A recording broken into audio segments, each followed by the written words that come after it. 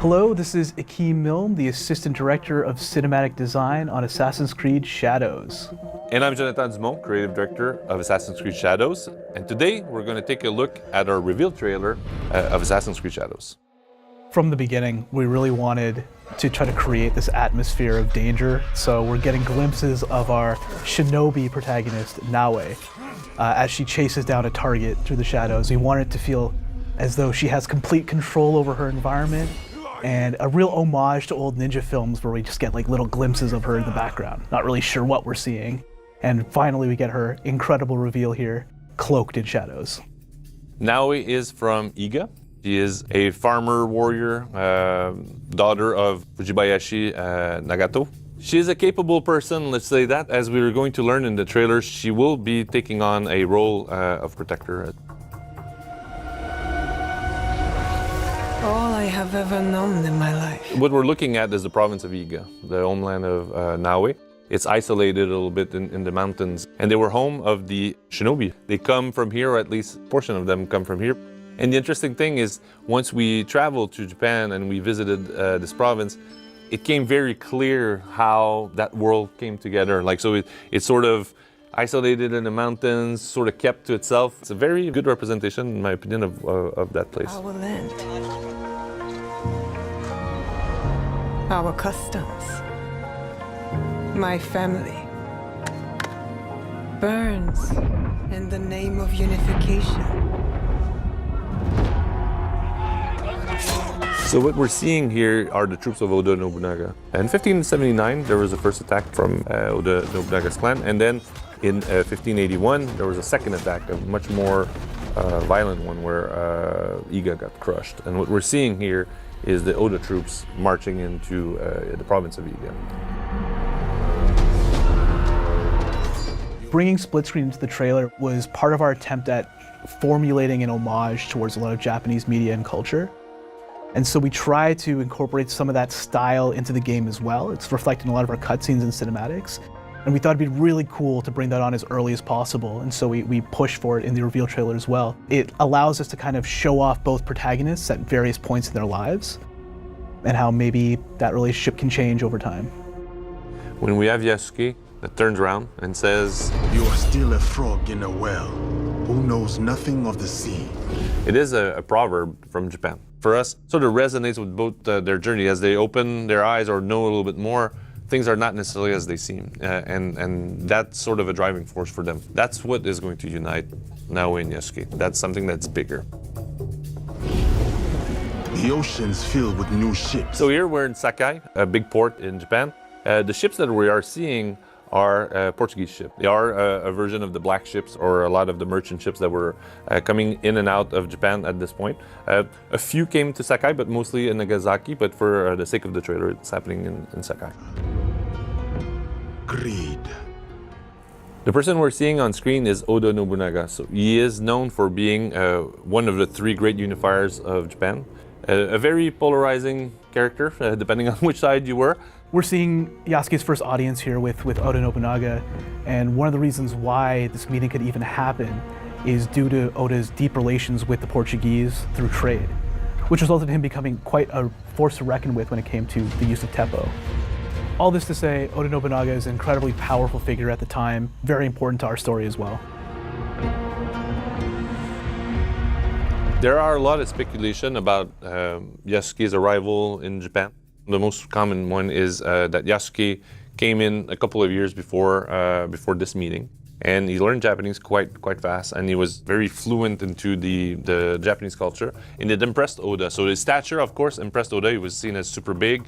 His skin color was one thing as well, that the reports on the Chronicle of Oda say that was the first African man that Oda had ever seen. Oda asked him to stay with him, and this is what we know pretty much of the story of Yasuke. So there are a couple of elements that we will see also in the game that are historical reports of his presence. But then after that, there's quite a bit of an interesting what if with him that will happen. Power. The initial volley, this is a concept that we had very early on, this really cool idea of the initial reveal of Yasuke emerging from the gun smoke. To us, that really ties him to Oda's battle style, and as probably one of the most important people to Oda in our game specifically. And what we're seeing here is a battle between the Oda clan and another rival clan, as a big part of the unification was taking down some of these rival clans for territory. What we see is Yasuke cutting people down with a great deal of ease. These are all moves that are going to be in the game. We specifically made sure all the choreography shown in the trailer are all taken directly from gameplay itself. Or choose another path. One of our big breakthroughs in this game is definitely this element of dynamic time, seasons, and weather. And we were kind of racking our brains with how to depict this in a trailer. And so one of the ways we thought about establishing their relationship was to kind of break the rules of time a lot. We're seeing them out of place a lot. They're seeing each other, but that might not be literally the first time they meet or lock eyes. And what we're seeing here really is kind of a culmination of both of their journeys. Even though Yasuke has been on a journey as a fighter for Oda Nobunaga, does he think that this is the right thing to do? Now he's confronted to the destruction of the province of Iga. So sort of a tying two worlds together at this point. In particular, the shot of them in the open field to us is really this moment out of time. It's them speaking to each other on a level that might not literally have ever happened, but it's really the moment that really brings them together. And just like a quick little note here, for those eagle-eyed viewers, you'll notice that the split screen is slightly different here, which was once again a deliberate decision we made. The other one has a bit more of a slant to it, maybe a bit more aggressive, especially if you're familiar with like anime or manga codes, comic book codes. But here, flattening it out a little bit establishes that maybe the relationship is different. I don't want to speak too much about that, but given the time period of our game, unification is a really big deal. And I think the concept of unification can mean very different things to different people. And it definitely resonates differently for our two main characters. And we must look for it together. So what we're seeing here is that Naoe and Yasuke do have allies in the world. Like every good shinobi, she has access to a network of spies and people that can help her and trade for information. And we're seeing here is somebody giving her information on the whereabouts of the person that she's looking for. In the game, you can switch between both characters as you please. They do have a life when they're not played, so when you switch back characters, you can see them do something different. Most of our black box level designs allow for both playstyles to work kind of perfectly, and you can choose the one that you prefer. If you want to go in and just be full of brawn, cut people down with Yasuke, you have that option. If you want to take a sneakier option, well, you'll see what that looks like in a second. Rebuild. This is my favorite part. The wink. A big thing we were pushing for in our trailer was to really humanize our protagonists. Real emotional stakes, make them feel like people you could actually see in real life, especially given that Yasuke is based off a real person. We wanted to be authentic, at least somewhat, to a full breadth of emotions that he could portray. And follow the blade. We developed quite a bit of new tools for Naoe and stealth, and one of them is the grappling hook. And the grappling hook allows you to climb over walls that you cannot climb with Yasuke or without the hook, which opens different paths for Naoe. And there's quite a bit of hook points in the game, so within every layout that you're going to see, and sometimes to come in from a different entry point. So it's an integral part of their stealth arsenal, as she can navigate much faster into the open world. And that's one of the big changes between Yasuke and Naoe. One of the key differences is her ability to take a much more vertical approach. And a lot of our locations are big castles, big tenshu's with these giant walls, and it offers her a whole new vantage point for a lot of these missions where Yasuke doesn't have necessarily the same opportunity. Naoe can fight and hold her own against a few enemies, but she's not a big brawler like Yasuke is to take on a horde of enemies, right? She is light armored and she's quick and she's agile. And that's definitely one of the key elements, her sheer speed. She's very, very quick and extremely lethal, but as soon as she's seen, the danger really rises for her, and she's got to get out of there as fast as possible.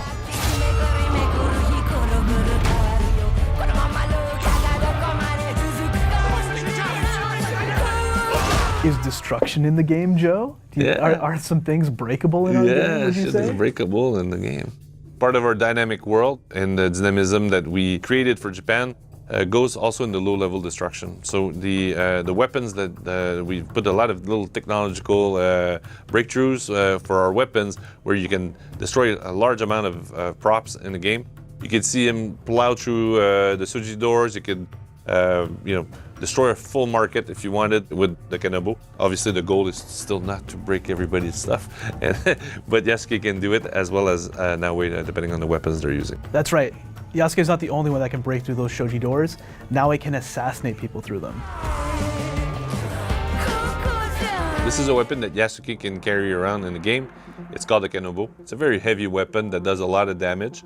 It's a little bit of a slower weapon compared to katana, for example. But it is a weapon that brings a lot of destruction as Yasuke wields it. And Yasuke is a strong man, so he is the perfect candidate to handle the Kenobo in the game. I said, who do you serve?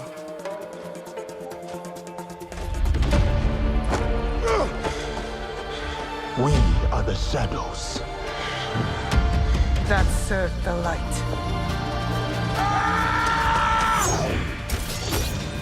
The hidden blade has two functions, so it can come out as a regular hidden blade, like for stabbing people. But now we can extrude the second portion and flip it so that she has a dual wield using a smaller weapon called a tanto and her hidden blade at the same time. So that's a very fast, damaging situation for most people that are fighting her at that time. And what Joe touched on is something that I know fans have been wanting for a long time, to bring back hidden blade combat, like being able to just fight with your hidden blade. And we brought that back with the Tanto style. It's very cool, very fast, once again, very lethal in Naoe's hands. When it came to the name of the game, that was something I remember Joe talking about, making sure we had some sort of base into the original lore. And this line was always something that really stuck out with you. We put it in the trailer as well as a kind of punctuation, shadows. They are working in the shadows to serve the light. And that's always been the callback we wanted to conjure with this. Paired with that is also our renewed emphasis on stealth in this game. There are a lot of new mechanics we've added. There are a lot of really interesting tools we've given Naoe. I think for fans of stealth, you're going to be extremely pleased with some of the mechanics we've added into the game. And a little bit on a meta level for both characters, Naoe being a shinobi, but coming from a place that is not necessarily prominent or just at the forefront of the conflict, but a little bit more emerging back from the shadows. It fits with her. And Yasuke as well, coming from a background that's outside of Japan. They are lurking in the shadows, but they are doing so to protect the land. This is a very interesting narrative that will flow towards something pretty positive for us in the game, and very satisfying in my opinion. Thank you so much for watching. Assassin's Creed Shadows is out November 15th, and we cannot wait to show you more.